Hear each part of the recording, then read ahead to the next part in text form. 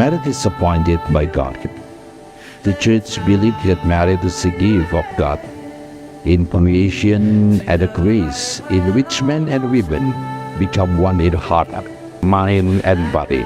Marriage is given that husband and wife may understand and encourage each other in every part of their life together. Marriage is the way of life which all people should honor. It is not to be entered into lightly and selfishly, but responsibly. Imagination saving you a vacant room.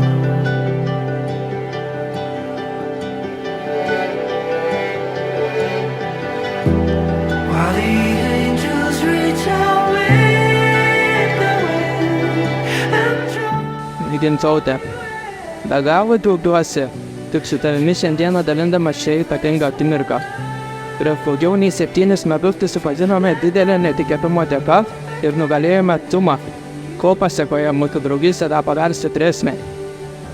Per visus metus, kuriuos praleidome kartu, tu tapai ne tik mano sužadėtinė bei būsima žmona, bet ir geriausia bei ištikimiausia draugė, kuri visada skuba padėti ir išaušti.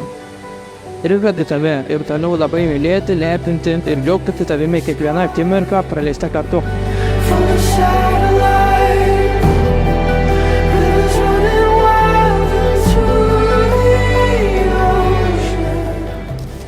Meilės tai vieškelis į saulę grįstais aštriais deimantais, kurio turi eiti basai, Mikalojus Konstantinas Čiurlionė. Manau, šis citata galėtų puikiai apibūdinti mūsų iki šiol nuėjusią kelionę kartu. Nuo pat pradžių kelias nebuvo lengvas, mus skyrė jūros, didelis atstumas, mūsų pačių skirtumai ir nesutarimai. Tačiau žinojau, kad tu man skirtasis, kad tu tas žmogus, dėl kurio verta eiti deimantų keliu be kailio.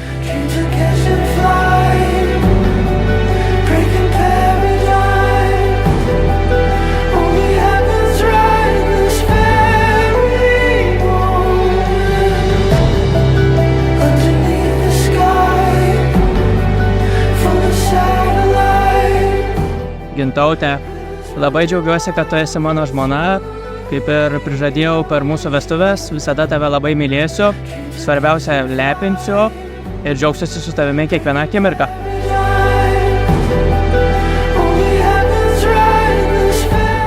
Iš tikrųjų nežinau, ką galėčiau tau pasakyti, nes ir taip jau viską pasakiau įžaduose, tiesiog žinau, kad esi mano geriausias draugas, mano vyras.